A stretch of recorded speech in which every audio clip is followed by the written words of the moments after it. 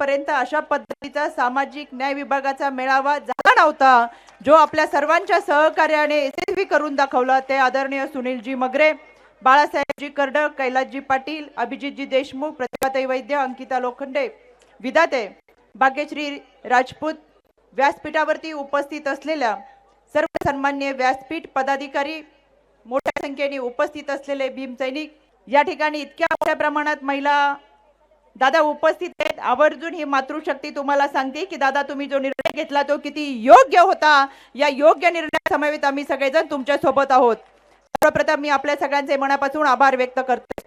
आजच्या या मेळाव्याच्या निमित्तानं आपण सर्वजण या ठिकाणी उपस्थित राहत असताना सुनीलजी मगरे आपण प्रत्येकाला बरोबर घेत, प्रत्येक वाड्यावस्त्याचा माणूस या ठिकाणी उपस्थित राहील याची काळजी घेत दादांना पाठिंबा देण्याचा आपण जो प्रयत्न केलाय तो यशस्वी होताना दिसतोय।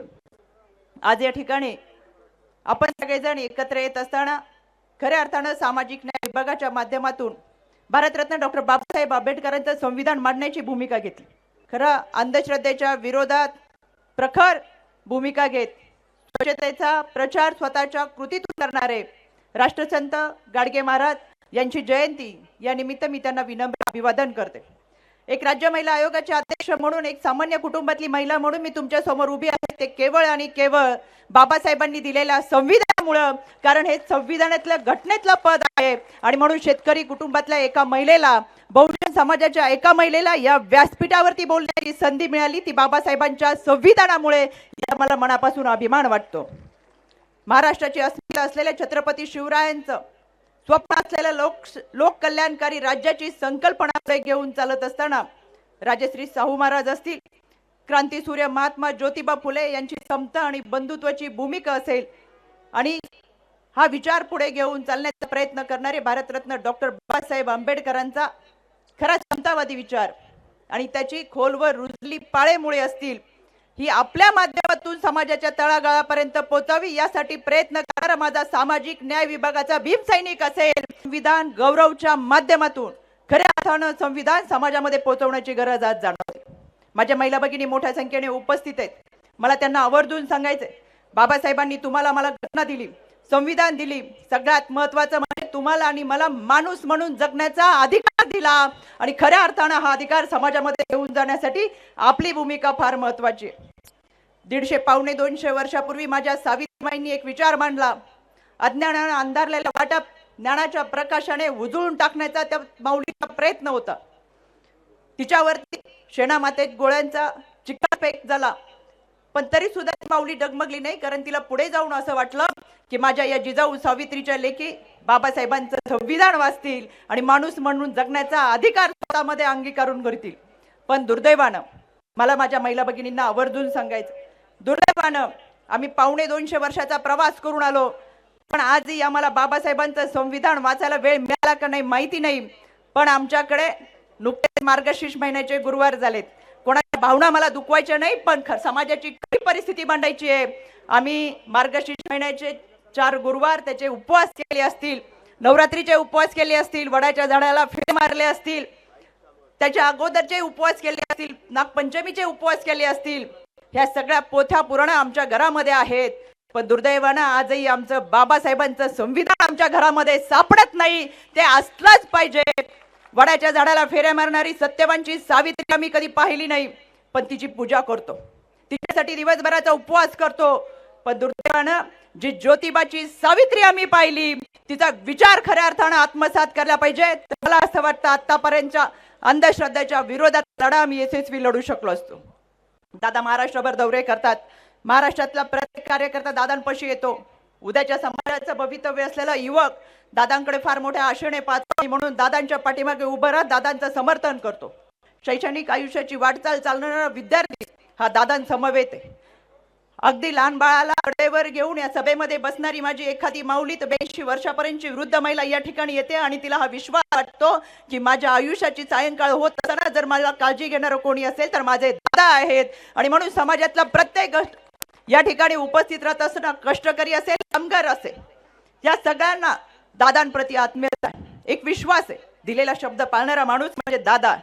हा विश्वास खऱ्या अर्थानं सार्थक करत असताना आता तुमची आणि माझी जबाबदारी आहे। दादांना मिळणारा प्रचंड प्रतिसाद, मोठ्या प्रमाणात होणारे पक्षप्रवेश आणि यामुळे विरोधकांच्या पायाखालची सरकलेली जम, त्याच्यामुळे दादांवरती टीका करत असताना त्यांना इतकंच सांगायचंय, सकाळपासून रात्रीपर्यंत, मुंब्रापासून जामखेडपर्यंत काही जण दादांच्या नावाचा जप करत राहतात. पूर्वी दादांनी काही काम केले ते सांगायचे आणि मते मिळवायचे. आता दादांवरती टीका करतात आणि मते मिळवतात. याचाच अर्थ दादांच्या नावाचा जप केल्याशिवाय यांचा चरितार्थ चालत नाही. त्याच्यामुळे त्यांना दादांचा जप करावा लागतोय. या निमित्तानं आवर्जून सांगू इच्छिते, अनेक जण सांगतात दादांनी जो विचार घेतला, जो निर्णय केला, तो पुरोगामी महाराष्ट्राला सोडून हिंदुत्ववादीकडे जाणार आहे. त्यांना फक्त इतकंच सांगा, दादांनी जो निर्णय घेतला त्या निर्णयामध्ये मौलाना आझाद अल्पसंख्याक आर्थिक महामंडळाचं भाग भांडवल 30 कोटीच्या ऐवजी 500 कोटी करण्याचा निर्णय जो दादांनी घेतला तो समाजाला न्यायकारक आहे. यामुळे खऱ्या अर्थानं क्रांतिज्योती सावित्रीबाई फुलेंचं पुण्यातलं भिडेवाड्यातलं पहिलं स्मारक होणार. ते राज्यालाच नाही तर देशाला दिशादर्शक असणार. यासाठी 100 कोटीचा निधी दिला. राजमाता जिजाऊ मासाहेबांचं जन्मस्थळ असलेला सिंदखेड राजाच्या देखभालीसाठीचा निधी दिला. महाराणी सईबाई यांच्या स्मारकासाठी 29 कोटी रुपयाचा निधी दिला. शेतकऱ्यांच्या कांद्याची महाबँक असेल, दुधाला दिलेला अनुदान असेल, या सगळ्याच बरोबर रमाई आवास योजनेतून 60 कोटीचा निधी वितरित करण्यात आला आहे. पीएम आवास योजनेअंतर्गत मागासवर्गीयांसाठी 3 वर्षामध्ये 10 लाख घरांची तरतूद करण्यात आलेली आहे. रमाई योजनेच्या माध्यमातून 1.5 लाख घरे बांधली जाणार आहेत. यशवंतराव चव्हाण मुक्त वसाहत योजनेत 50,000 घरांसाठी 600 कोटीची तरतूद या सरकारच्या माध्यमातून करण्यात आलेली आहे. इतक्या मोठ्या प्रमाणात कामं जर कोणी केली असेल ती महायुती सरकारमध्ये केली गेलेली आहे. ती आदरणीय दादांच्या माध्यमातून केली गेलेली आहेत आणि म्हणून सगळ्या घटकांना न्याय देणारी व्यक्ती जर कोण असेल तर ती आदरणीय दादा आहे. म्हणून आवर्जून सांगायचंय, यामध्ये विरोधकांना टीका करताना काही मिळत नाही. इतक्या मोठ्या प्रमाणात सभा होतात, 20-25 हजार लोक सभेला उपस्थित राहत असताना 3-4 तासानंतरचा शेवटच्या लोक निघून जाताना 25-30 रिकाम्या खुर्च्यांचा फोटो काढून विरोधक तो फोटो पोस्ट करतात. बिचाऱ्यांना मला सांगायचंय, असं काही करू नका. तुम्ही जेवढे आमच्या रिकाम्या खुर्च्यांचे फोटो टाकतायत तेवढीच लोक तुमच्या बारामती लोकसभेच्या खासदारांच्या बैठकीला उपस्थित असतात. आणि दुर्दैवाने आपण आक्रोश मोर्चा काढला, शेतकऱ्यांसाठीच्या रॅली काढल्या, यामध्ये जनाधार कोणत्याही पद्धतीला मिळाला नाही. दुर्दैवाने तुम्हाला असे काही वेडेचाळे करावे लागतात. पण समाजाला माहिती आहे दादांनी जो निर्णय घेतला तो जनतेच्या हिताचा आहे, कष्टकऱ्यांचा आहे, कामगारांचा आहे, आमच्या महिला भगिनींचा आहे. मी आदितीताई तटकरे यांना मनापासून धन्यवाद देते. आदितीताईंच्या माध्यमातून लेक लाडकी योजना आणि 4थे महिला धोरण येते. मला माझ्या मायमाऊलींना या ठिकाणी बसले त्यांना आवर्जून सांगायचंय, फार खोलात जाणार नाही, पण या लेक लाडकी योजनेच्या माध्यमातून जन्माला येणाऱ्या मुलीच्या नावावरती 5,000ची तरतूद करत असताना ती पहिलीला गेल्यानंतर 7,000 रुपये, ती 7वीला गेल्यानंतर 9,000, ती 18 वर्षाची पूर्ण झाल्यानंतर 75,000 रुपयाची रोख रक्कम आणि असे एकूण तिला 18 वर्षापर्यंत 1 लाख रुपयाचा निधी मिळणार. जेणेकरून खऱ्या अर्थानं सबलीकरण आणि सक्षम महिला धोरण येत असताना 9 महिने 9 दिवस गर्भात वाढलेल्या लेकराला जन्म देताना बाळणपणाची कळा प्रत्येक माऊलीने सोसलेली असते. पण बाळाच्या नावापुढे पित्याचं नाव येतं. या धोरणानुसार जन्मदात्या आईचं नाव आता बाळाच्या नावानंतर लागणार आणि खऱ्या अर्थानं हा आमच्या मातृत्वाचा सन्मान आहे असं मला मनापासून वाटतं. हे 4थं धोरण आमच्या महिलांचं सुरक्षितेचं आणि आमच्या सबलीकरण सक्षमीकरणाचं आहे. म्हणून येणाऱ्या काळामध्ये देखील दादा आपण जो निर्णय घेतला तो किती योग्य होता हे सगळ्यांच्या उपस्थितीवर दिसून येतं.